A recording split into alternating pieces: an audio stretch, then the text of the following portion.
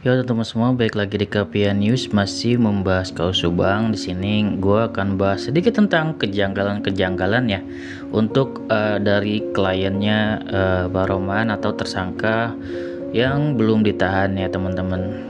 Ya, kita bahas tentang kesaksian saksi dari Arigi ya seperti Bu Dewi ya teman-teman. Jadi kemarin tuh ya ada masalah juga ya tentang Bu Dewi ini. Ternyata setelah di BAP teman-teman, informasinya bahwasanya beliau juga sepertinya kurang yakin akan kesaksian dia sendiri gitu ya. Jadi di sini kan Bu Dewi ini hanya mendengar ya teman-teman, tidak melihat secara langsung, dan dia hanya mengira gitu karena biasanya gitu kan peribahasa dia gitu, biasanya yang membuka rolling door itu adalah Rigi gitu ya, dan dia cuman bahasanya kan biasanya gitu karena di situ kenapa kurang kuat ya teman-teman sudah mengetahui ya, karena itu kan untuk rolling door tersebut dia hanya mendengar gitu teman-teman. Bisa jadi itu kan rolling door yang dibuka itu kan bisa dibuka sama temannya temannya Arigi gitu ya, bukan oleh Arigi, dan dia hanya mengira gitu. Jadi hanya mengira ini yang bikin tidak kuat. Mungkin paling dia tuh yang melihatnya itu yang pagi-pagi jam 8 pagi itu memang melihat Arigi ya kalau nggak salah jemurin ya teman-teman, waktu dia jemurin di pagi-pagi gitu ya, dia melihat. Tapi kalau untuk yang malam itu kan dia tidak melihat, hanya mendengar, dan dia hanya mengira-ngira bahwasanya itu Arigi kayak gitu teman-teman. Jadi untuk kesaksian Bu Dewi ini gue nyatakan tidak kuat sama sekali teman-teman, dan pihak kepolisian juga pasti berpikir gitu ya, wah ini nggak bisa gitu kan, pasti ini emang kesaksiannya tidak kuat. Kalau untuk kesaksian dari Ramdan gitu kan, dari Fadil, itu kemungkinan ya bisa kuat juga, bisa enggak gitu teman-teman, karena di CCTV ini kan tidak ada yang namanya CCTV di kamar gitu.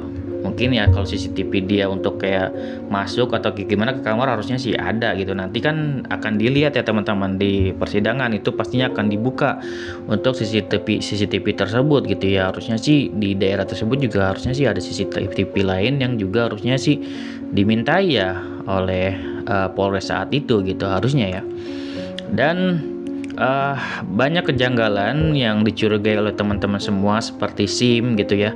SIM A awalnya kan Arigi itu kan kolektif ya bikin SIM, harusnya bikin SIM C yang jadi SIM A gitu kan. Itu menjadi kecurigaan besar buat teman-teman semua bahwasannya dari segi harga pun berbeda teman-teman, SIM C dengan SIM A gitu kan.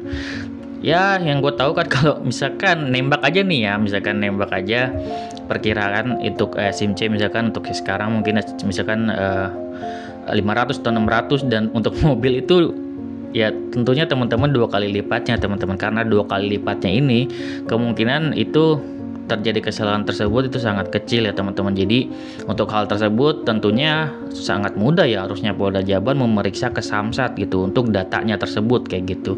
Kalau untuk data tentunya tidak bisa salah gitu ya, seperti itu. Jadi harus dilihat benar-benar untuk datanya di Samsat.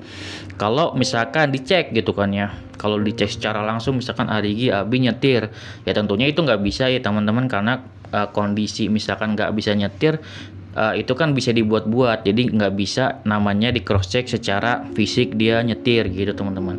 Tapi kalau di cross check secara data itu harusnya bisa. Dan kemarin juga ada kejanggalan seperti Pak Rohman ya, ada salah nyebut gitu teman-temannya Arigi, dia nyebutnya ada di TKP gitu, salah dia rarat gitu kan, ada di counter gitu. Itu jadi ngebuat para YouTuber jadi ngebahas hal itu gitu ya.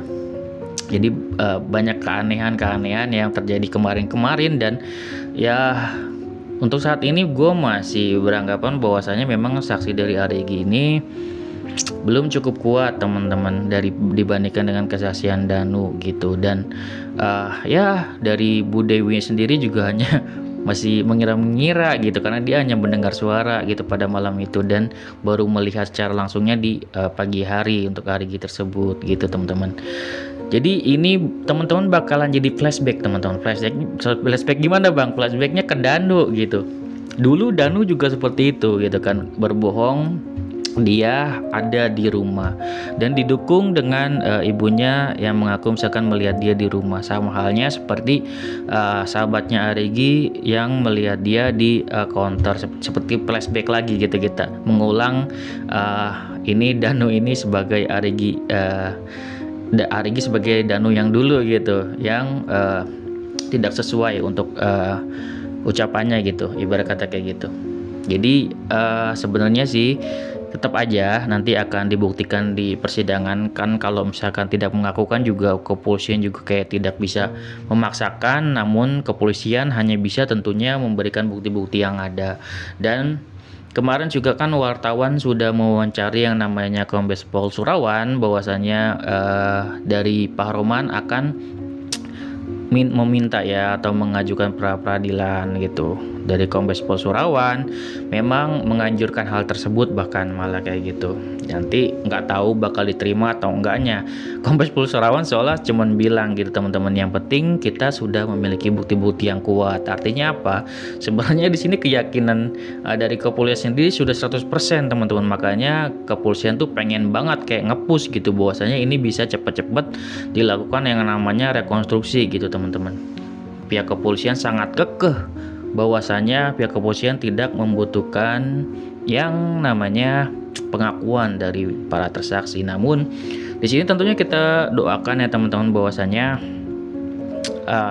penangkapan dari pihak kepolisian atau Polda Jabar tidak menangkap orang yang salah. Kita yang tentunya berdoa ya teman-teman, jangan sampai terulang lagi mungkin seperti kasus Jessica yang sekarang diangkat lagi karena banyak kejanggalan dan ternyata banyak oknum-oknum yang terlibat menuduh Jessica gitu. Tapi kalau untuk kasus ini memang oknumnya itu berbeda ya teman-teman. Oknumnya justru memang membantu para tersangka. Ya tentunya memang tidak bisa disamakan, kita case by case gitu. Harus dilihat arahnya ini kemana kalau untuk kasus Subang ini. Tentunya kita tetap berharap pihak kepolisian yakin 100% tidak salah dalam menangkap tersangka. Kita doakan semoga pihak kepolisian diberikan kemudahan, dan sejauh ini alhamdulillah keterangan Danu masih sesuai dengan TKP dengan barang bukti.